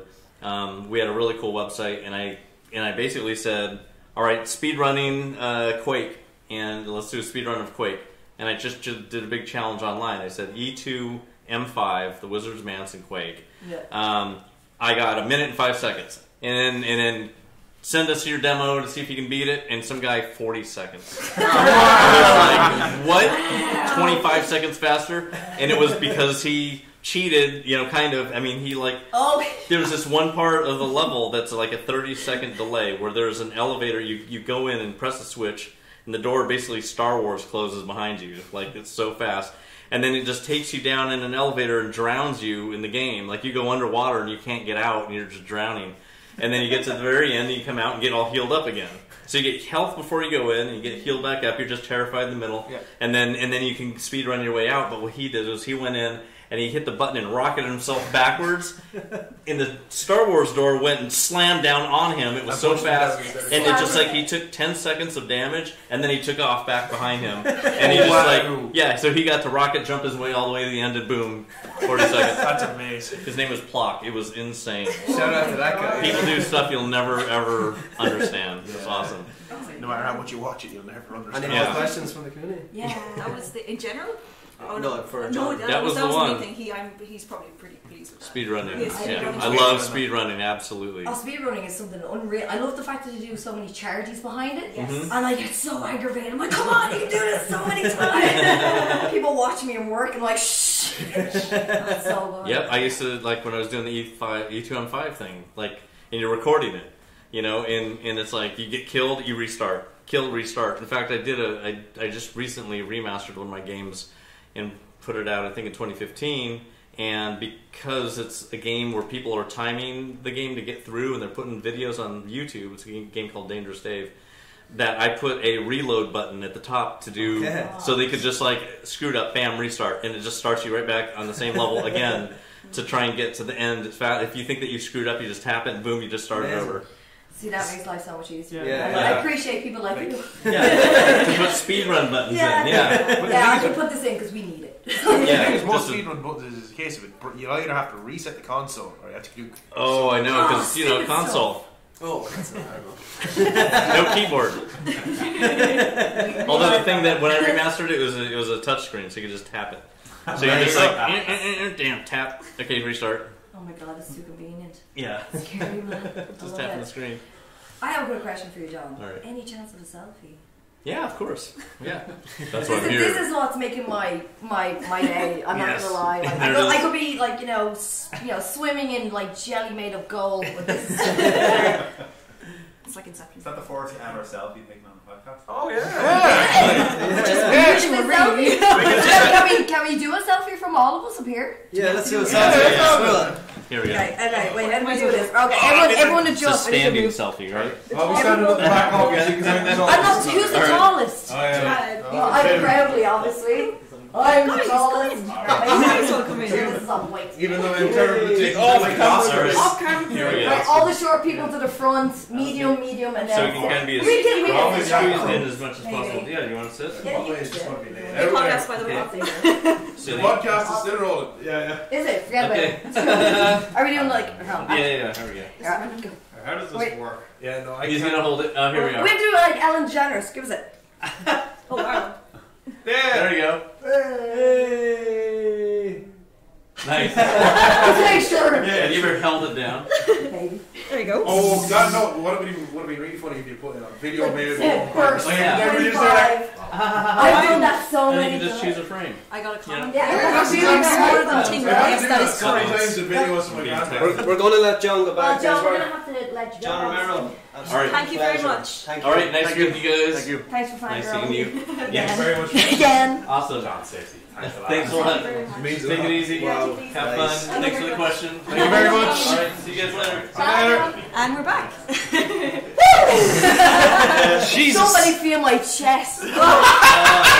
It was actually very funny. Holy because shit! I just felt your back and I could feel your heart beating. My God. As he rented the room, absolutely every single person went red, and it was the funniest thing to I have it on picture. But the thing is, Anyway. now because of that, I'm going to start speedrunning too. I thought that, alright. So have platinums. Yeah, I could play the new Doom and get the platinum in that. Guys, we still got a show to run, so let's keep it going. Do we have Petso? Is Petso going to Do you want me to grab it? grab Petso. Do you want me to go? I'll leave. You're more than welcome. You're more than welcome to stay. It's really I up like to hanging with yourself. you guys. This room's nice and it's not crazy. And it's nice and calm. Right. And it's not I had a kid buying me candy and he got me like armbands and everything. It was cute. Yeah, I He heard goes, that. here you go, Laffy Taffy. I was like, oh my god, and then just went Laffy away. Taffy. And I was like, alright, cool. Just need someone with a hammer to beat their face in then. We actually got a comment from M-Dog who said that you're Ireland's #1 sniper. It's true. On Battlefield 1, I am Ireland's #1 sniper. I can snipe without my glasses up to 545 metres. I like how you No got your scope. glasses. And to a pilot's head. That's impressive. There's videos of it. I've done it like 4 or 5 times. I need to see these especially videos. during the beta. When I did it at the beta, and I went, it was like pop, and the thing just like, and it was like headshot, kill, weapon destroy, blah blah blah. And I was like, that's impressive. I couldn't do that again. I got up in a blimp and I did it again. I was like, all right, maybe I got this in the bag. Speaking of Call of Duty, Yeah. do you think that they made the right decision having no campaign this year? I'm very disappointed that they don't have a campaign. You to are be honest with disappointed, you. okay. Yeah, I am. I like the campaigns. I think my most favourite one was the Call of Duty Ghost with Rourke. You know, the whole episode around that and how he was captured and brainwashed and all that stuff. And I thought it was really, really good concept of the brothers and everything like that. And I'm a big fan of those campaigns, even down to the one with Kevin Spacey in the Advanced Warfare. Yeah, I like that and one as well. And further on, I wasn't mad about after Advanced Warfare the moon boot feeling. I just couldn't do that. Boosted around. Yeah, a lot of people complained about that. Yeah, I think it's because I'm very old school. Yeah. Call of Duty. Which one was that? Which one? The That was Kevin Black- Spacey one? That was the Advanced Warfare. And then the next one after that was Black Ops 3. And then it was Black Ops 3, that's right. And then it was World War 2 and then Black Ops 4. So. I've heard stuff like World War 2, just the whole futuristic bit of it is just. I get it that they were trying something new, but I think they really kind of blew themselves in the foot when Battlefield came out with Battlefield 1, which totally stole the show, which I thought the campaign of that was really educational and kind of scary as the introduction, because as you're running through the battlefield and you die, it'll come up, this guy died in this year, that was cool, and then you actually. sweep into another. Okay, that's actually pretty cool. Yeah, it was a cool mechanic. I like it was that really as well. good mechanic, but with Call of Duty I'm very disappointed with the lack of campaign. I can understand why they're trying to get the specialists and all this stuff, because I noticed that they did it in it wasn't Advanced Warfare, it was... What's happening, Pencil? It's our friend Pencil. And he's shamrocking that talks. How am I going to Stop follow that. John Romero up Yeah, on that's this? when they started introducing the specialists in Infinite Warfare. Maybe that's I'm doing disappointed FIFA that they tournaments. didn't. Is he winning? We've got someone. At least your hair's done. Discreet's doing the commentating for it. Why is Discreet not in it? Because I bet him 4-3. Who bet you? Cranked. Is he in the final? It's a guy. He was we met him last year. He's like a little underdog when it comes to FIFA. No joke. He's a cheater. He's not a cheater, I said he's an underdog. It'd be me, he's a cheater. Just because you lost the little game. lad? Yeah. That's Really nice young fella, harmless young fella. What's the other guy then? Cranked. The guy that bet me. Shaft. So he keeps heartbreaking him. I lost. It was a hard No, I take it really badly. Like, Especially when anyway, Liverpool is Pencil, involved. what's the crack? Are we live now? We're live. We've just been gossiping around. No, but this is what's been. I was sitting with John. He brought John in. I nearly lost. Everybody kind of had that moment of. I was like, he goes, we're gonna get John Romero from the hang around. I was like, seriously? How do you follow John Romero? So how do you think the weekend's going so far? First day? Absolutely brilliant. Jesus, the crowds out there are. Oh my God, it's phenomenal, isn't The it? buzz is. This is like Galway last year, but bigger again. Yeah, when I was saying that as well, it was only half the size, so to speak, and it was kind of like people kind of floating and getting the idea of it, and it was really, really nice as well. We went away last year going, well, the buzz was nice. You know, it was nice, crowd, but it was smaller, and now you can see it's nearly twice as big, if not 3 times bigger. Yeah, the atmosphere is there as well, which is nice. And we don't see in every other event. There's always somebody comes up to us giving out because they think we're in charge because we're on the stage. And we have not got that this weekend. Oh yeah. That's good.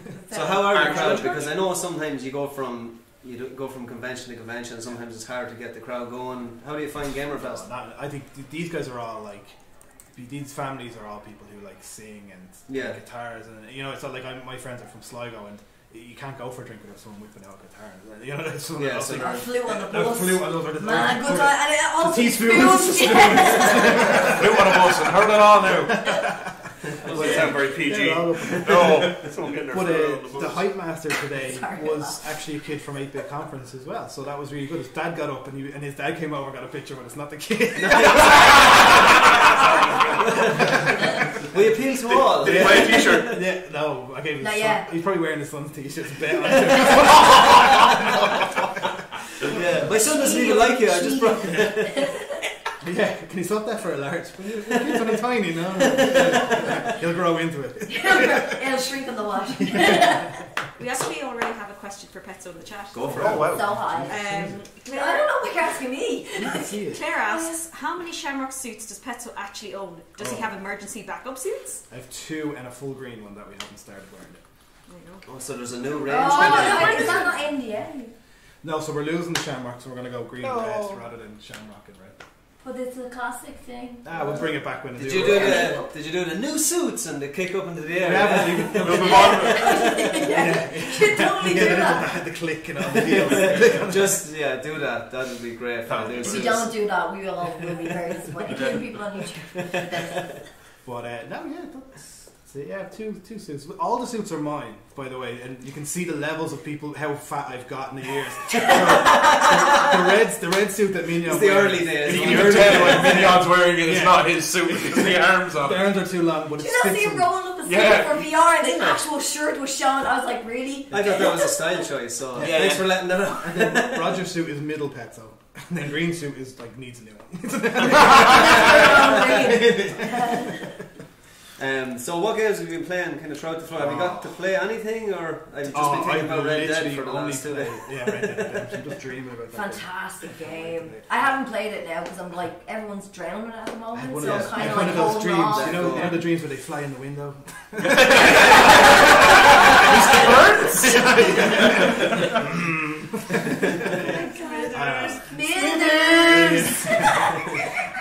I love Red Dead Redemption at the minute. I've only played like maybe 5 or 6 hours, and we literally just had a few bottles and played. Me and Minion played it, but we didn't do any of the missions. Just messed around. It's we perfect found for that. bumping into missions, like not actual like side quests. Like you walk into a random barn and some lad will start a conversation with you, and then next minute you're doing something for him. That's what I said. We obviously started with, but I was saying that everything feels so organic and everything happens so naturally, and I don't know like how they even develop this game, but it's blowing me away at the moment. I put about 14 hours in, I'd say, and just put out. We're not endorsed by Rockstar. Like I don't know why this. No, we're not endorsed at all. No. I have a clip as well where we were going through a forest on the horse, and I got one of the big horses, so I was like slamming the button. But I hit a tree, and he hit the tree and went. And I came off the horse. The horse's feet went in a heap, and I just slid up all the way to the top, and then slid all the way back down. The crash is amazing. The way you follow, you feel sorry like for the horse. You're like, oh my god, I'm so sorry. I car crashed my horse. We did this horrible thing. I was telling you this earlier on, but just for the podcast, we were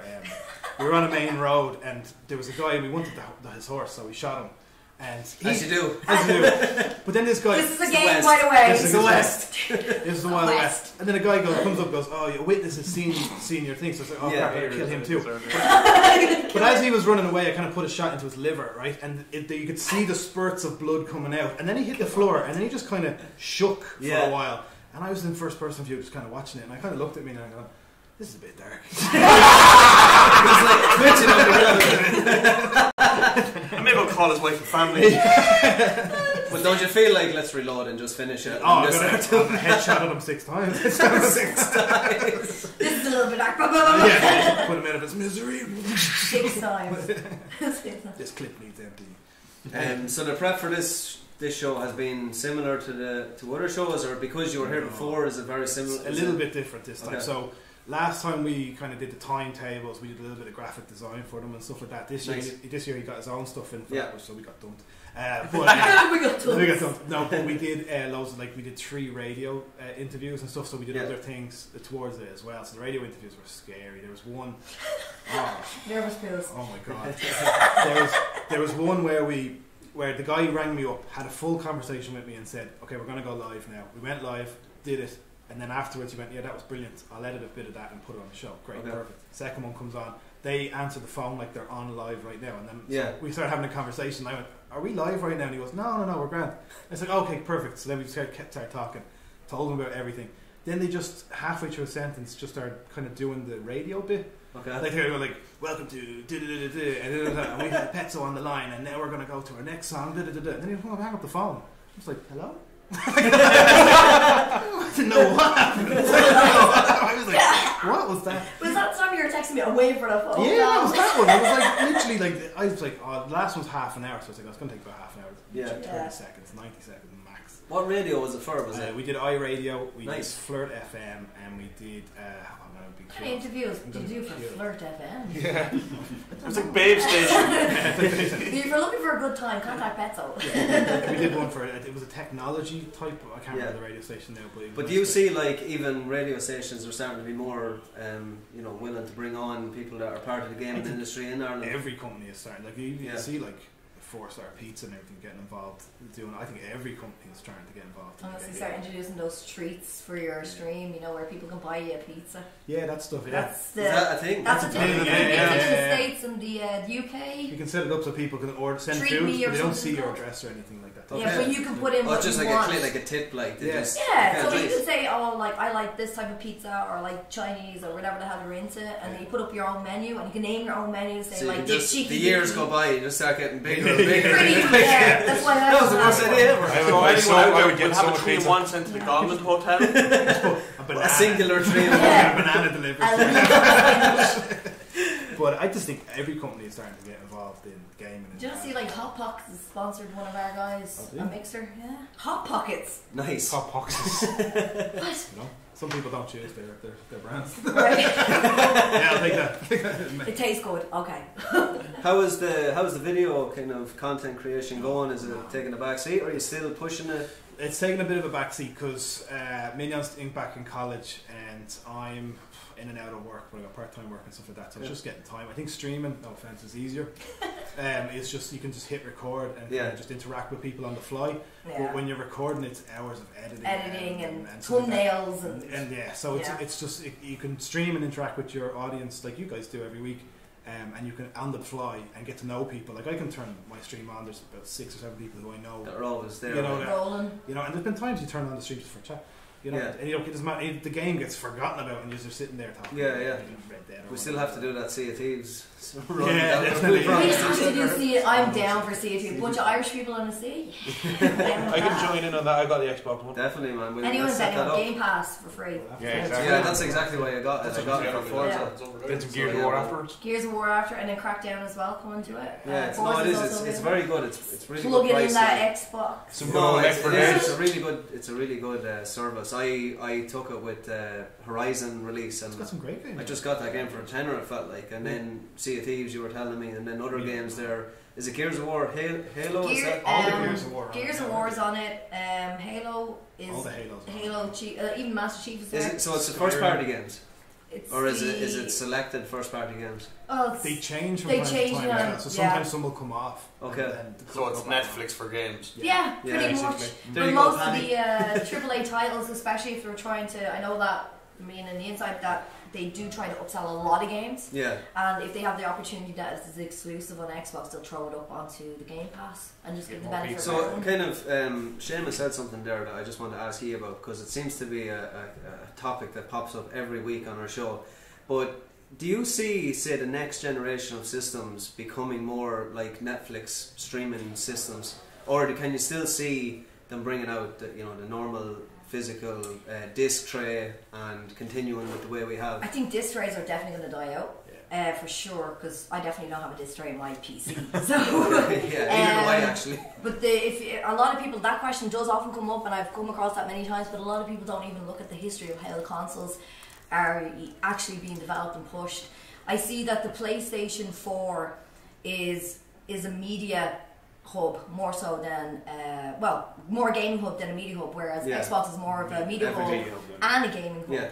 If you have a look at the back of the console itself, you can actually put in your Sky TV box or whatever into it, and you have that interactive as well. You have your Netflix, you have music, you have we have Skype as well.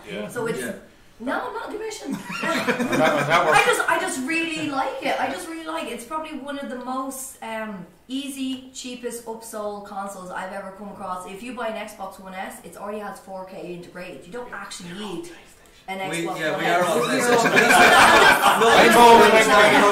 I totally understand. And the problem we have with PlayStation, this pops up every week because we play pro clubs. I have PlayStation, by the way. There's 11 of us on the stream, and we have to basically create a chat for it to be heard in the stream, but 8 is the max in the chat. Is that the same on Xbox? Xbox is actually more difficult. It's more difficult. Is it? Okay, because that's the one I problem know that we that had there's recently. a lot of ideas of, there's been rumours of Discord coming into Xbox. Can you use Skype during a game? You can use Skype. Okay, so that's an option. At least there's an option there for. You can use Skype. You can use that. If you have one person on a computer with Discord, you can. Everyone else can be on their phone on Discord. You can have that as an alternative, or if you're a Windows 10 person, you just open up the Xbox app and then just party mode into there instead of the Xbox itself. Yeah, that's what I am actually. I use the Xbox app. If you're recording like for YouTube use, anybody that's talking in the game, if they're not in game chat, but you can hear them, but they won't come through on the video. They won't come through. You have to be recording through a computer. Yeah, because you got to be real careful with that stuff. Yeah, I think it's Google and Ubisoft have the partnership now with the new Assassin's Creed. They're using that service, the streaming service. Has anyone experienced that? Or I know it's only in beta testing. I know. I was having cranky about loads about that, and especially Steam is coming out with their own streaming service as well, which is going to be like, I know a lot of these companies are going to take advantage. I haven't had interaction with it, but I heard some positive things about it. But a beta is a beta. Yeah. To me, as an engineer, that's broken software. It's not full product release, and that's what I'm going to take it as face value. So if anyone says, "Oh, it's really crap" or whatever, I can't take that at face value. Do you think the internet structure is not where we need to be for a service like this to come into play? I think it's quite possible.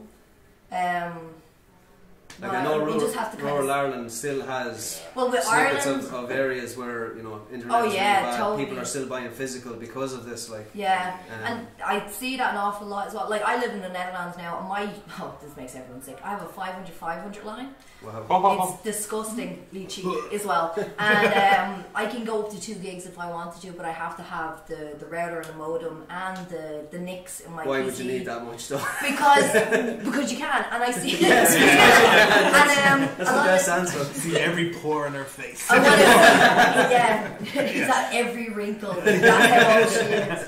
Oh my god, she's a man. Since updating her software. So weird. I didn't know you'd notice.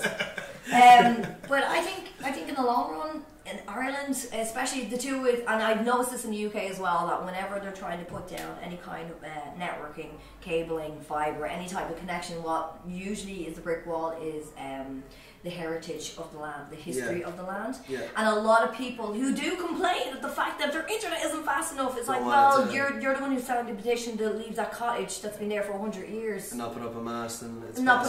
Or not put up an alternative because it's a historic site. And I respect that as well because it is part of history. But it's a case of, as horrible as it sounds, we should always retain the history, but a lot of people want to move forward.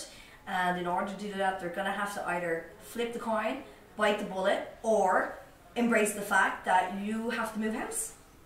That's it. Yeah. Or move company, or move your place, or whatever. But hey, it's your house, it's your rules. Guys, we're going over time here just a little bit. But community section, do you have a few? There's nothing, just some Red Dead stuff. Okay, actually. Go for it. And I'm trying so you mentioned fishing in it. Yeah. I haven't done it yet though. But what is the obsession with games putting random fishing things into them? Is fishing in Red Dead? Yeah. Yes. That's what I mean. Because it's awesome. Fishing. Yeah, but Final Fantasy 15 had fishing. Yeah, that's what I mean. I fished. Super Mario Kart. Yeah, I forgot Persona has fishing. Yeah, Nier Automata has fishing. Nier Automata has fishing. It's a mini game that you can always try and achieve. Get bigger fish, and I think there's. As far as I know, there's like 20 species of fish, so there is a trophy attached to it. I've done fishing in it, but not with a fishing rod. I've used my knife to throw a knife like into, because I was like, "Will this work?" That's pretty Chuck Norris. So that's the only fishing that I've done. I love fishing in real life, so obviously it's gonna talk to me. Yeah. But I think it's just the fact that it's such a fun, simple mini game that you can add into games. Final Fantasy did it really well, actually. Final Fantasy 15. That was I spent way too long doing fishing in that game. I think it's a case of trying to teach. I know I'm seeing this from my point of view as well. It's like teaching patience for waiting to get the bigger goal. I think it all. Digimon had fishing. Now that I think about it. I don't know about Final Fantasy 7, but I think in Red Dead it's like it was a way of life back then to survive. Yeah, of course. So it's just it makes sense to put it into that game, but it doesn't make sense. I don't know. I haven't played Final Fantasy 7, so I'm sorry. I haven't played 15, the newest one, yeah. But I presume it makes like sense somehow. Yeah, it's just a fun mini game. Yeah, in Red Dead, obviously, it's more. It's part of the history because they do. In fairness, they do nail some of the history in that game as well, which is one of the best parts of seeing how they lived it back then. Yeah.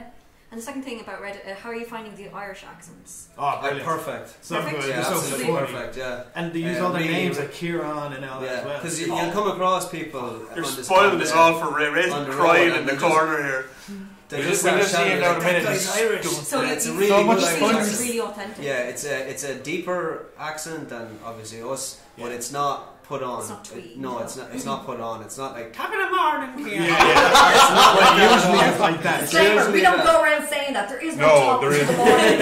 So stop it, people. No, sorry. We don't see it. My God, I can't stand it. So yeah, the Irish accents are really good now. One of my mates actually did the voices for some of the cowboys in it. One of my good mates, Garth. and I knew about Red Dead Redemption 2 well before it was even announced. I was sitting there going like,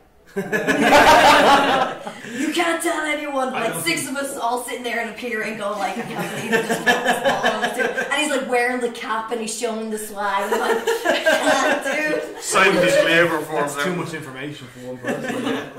Should have seen me. I had to recede back into the other room. I was like, yeah. Anyone that's on the fence about Red Dead, don't be. Just go out and buy it, just or do it in the main soon and leaving it for a Christmas. Do we have time to talk a little bit Yes. about Red Dead? Have you seen what Angry Joe's been saying about it? I have heard. Angry Joe, when you read his tweets, you get really excited when you see what you have. When you read his tweets, it reminds me of a kid with a square block trying to get it into a triangle hole. He just cannot. He's like, oh, I don't understand why you have to set your guns up on the saddle and stuff like that. It's like it's because they've made it more realistic and more authentic. You know, he was talking about game design being some of the stuff that they use is dated or something. Was that the tweet that he put up? He put up loads of stuff. And if you go back and watch his stream, because he's absolutely hammered halfway through. Yeah, but there you go. Like he's probably put about 400 hours since it was released. And he's giving out about it. Like he loses his hat and puts a bowler hat on at one stage. Right, he doesn't like the bowler hat, so he's giving out to the stream about it. And then the streamer telling him to use the box beside his bed. And every time he goes there, he's in a mission, so it doesn't give him the option to open the box. Yeah. So he just starts losing the head at chat. How was I going to know the box was there if you didn't tell me? The game should have told me, and I just don't get it. Yeah, Angry Joe is doing a little bit giving off about it. It's the first time I've ever watched them and completely disagree. Yeah, I agree with you as well. I felt the same way. I read that tweet and I was like, sometimes he just likes to give off, but I love him anyway. Like, I love stupid people like that. I love it. I really do. But when you see his review, it'll be like awesome. See approval. 12 stars out of 10. He won't let me shoot. I know. So if that's all the community, we just can. One last thing. Go for it. Going way back in time to Football Manager, which we were talking about. Not again. Let's do this. PDF simulator. So we're just some facting. You're wondering about the guy who got a job from it. It was an Azerbaijani student who turned his in-depth knowledge of Football Manager into a job, and now he's the coach of the FK Baku reserves team. Wow. And he's been promoted as well. Pretty cool. So there you go. Awesome. Thanks for that. Come on in, Stuart. You're next. Oh. You're next, Stuart. That's it. Perfect. Yeah. Okay. No. Thanks a million for coming on, Petso, Antit nkerbell. Great to see you as always. I've seen you a few times, but I haven't had the pleasure to talk to you. It's great to. I really appreciate you bringing me in. It was really good, and I was really, really happy with you on Instagram. Oh, tagging! Oh. Yeah, like, I was watching it was all in off scale again, and I was like, yes! I was so excited because I'm so excited about this. Like, yes, we're actually doing gaming in Irish. I was like, yes! We need it. I'm sorry, I'm very excited. It is neat. I appreciate that. I really do, guys. And getting to know you is going to be great, and I'd love to work more. Have you met Ignis yet? I have met Ignis. Ignis have you? like, oh my god, how do I say hello to her? How do I say hello to her? I was like, hello. Yeah, you did say hello.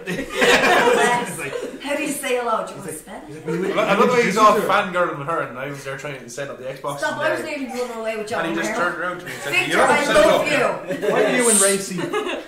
Why are you in racing? So we'll do our shout outs and get out of here. Antit nkerbell, go first. I'm out. Thank you so much. And if you want to check me out, tell them where you find you. Shh, I can't tell you. That's a secret. It's actually it's on Mixer.com. / Antit nkerbell. I have to go toilet. Oh, Jesus. I can go That's here. what the smell was. Oh, okay, sorry. That's why I'm crossing my legs and sitting up ever so often because I didn't want to be rude. Thank you, Petso. So you can find her on Mixer.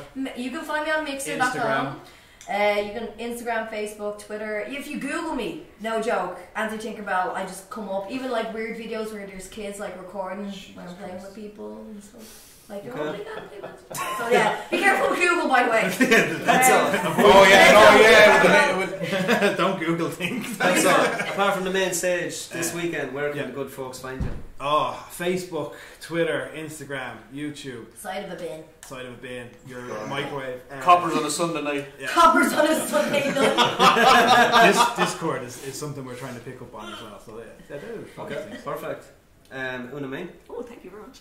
You can find me over on Twitch. And what I'm going to say next. Here we go. It's Unitex, Unitex. Perfect. Platinum Jack. You can find me on Twitch at the Platinum Jack and Wax Skills on Instagram. Fano.